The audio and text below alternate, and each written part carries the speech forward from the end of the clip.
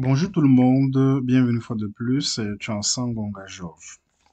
Aujourd'hui dans cette vidéo, je vais vous montrer une astuce qui vous permettra d'optimiser l'utilisation de vos machines dans VMware Workstation. Vous connaissez très bien que VMware Workstation fait partie d'HyperV de type 2 qui nous permet de réaliser nos labs.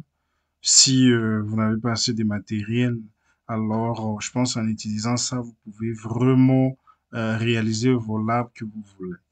Alors, dans vMoke Station, il nous arrive des fois, par exemple dans mon cas ici, j'ai plusieurs machines. Si je voudrais par exemple avoir une autre machine, je dois encore lancer. Je dois lancer par exemple comme ça. Et ma machine ici va s'ouvrir encore. Ainsi de suite. Vous voyez que par exemple, si vous avez autant de machines ici, ça sera aligné ici.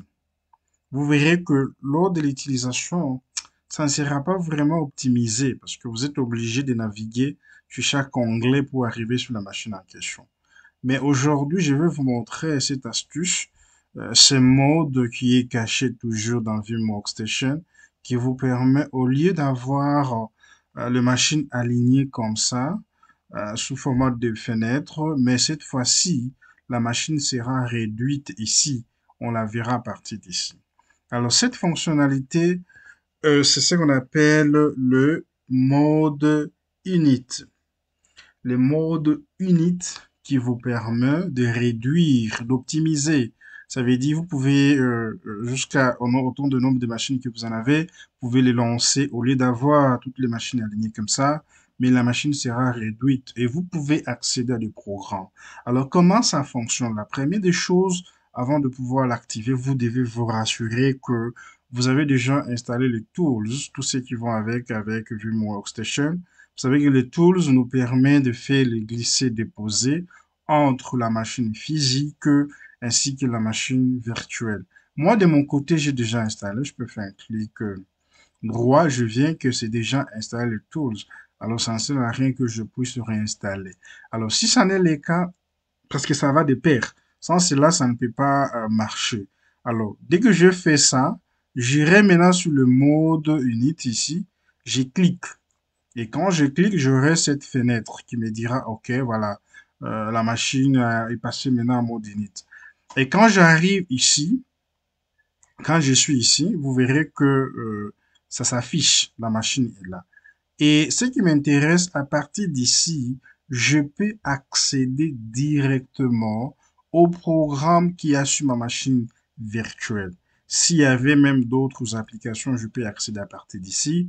Je vais vous démontrer.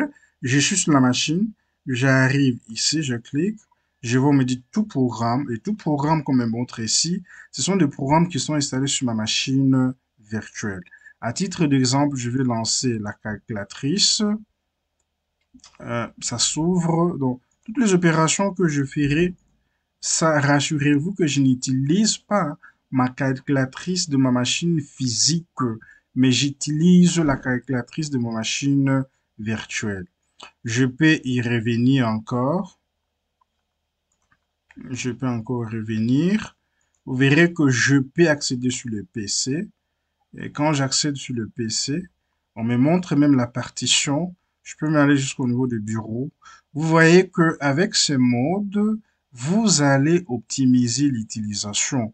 Vous n'avez pas besoin de garder VMware Workstation lancé dans l'ensemble pour pouvoir travailler, mais grâce à ce mode init, ça vous permet vraiment de faire tout ce que vous avez besoin de faire sur des machines virtuelles. Mais cette fois-ci, c'est déjà réduit à partir d'ici et vous le verrez que c'est vraiment intéressant ce mode et ça vous aidera à pouvoir optimiser. Je peux même toutefois, si je veux, je peux même faire créer un raccourci de la calculatrice ici, je peux créer un raccourci pour la mettre sur le niveau des barres de tâches. C'est là quand je voudrais accéder, quand je veux vouloir accéder, mon machine va se redémarrer. Regardez, je vais faire l'exemple. Ça veut dire, je vais faire comment? Je vais faire l'exemple. Si j'arrive ici, je clique. La machine est là. Bon, je vais envoyer ma calculatrice ici, par exemple. Je vais créer un raccourci à partir d'ici. Je vais créer un raccourci. Je vais épingler la barre de tâches. j'épingle ça à la barre de tâches, mais je rentre cette fois-ci sur ma machine. Je suis sur cette machine, je vais quitter. Quand vous voyez déjà la calculatrice ici, n'est-ce pas? La calculatrice est ici. Maintenant, regardez, je vais fermer ça. Et moi, je viendrai ici. Je vais mettre par exemple en pause cette machine. Je vais la mettre en pause. OK. Je vais la mettre en pause. Vous voyez que la machine est en pause. Mais moi, j'ai déjà épinglé ma calculatrice ici de la machine virtuelle. Maintenant, je vais lancer ça. Vous allez voir. Si je lance ça, vous allez voir que ça lance directement ma machine. Parce que là, on connaît que le programme où je vais accéder, ce n'est pas un programme qui se situe sur ma machine physique, mais par contre sur la machine virtuelle. Vous pouvez faire toutes les manipulations possibles que vous en avez besoin. Si vous lancez même l'autre ici, sachez-le que c'est pour la machine virtuelle et non pas la machine physique. Si c'est, je dis merci à ceux qui vont regarder cette vidéo. S'il y a des questions, n'hésitez pas à me poser. Je vais répondre. Bye bye.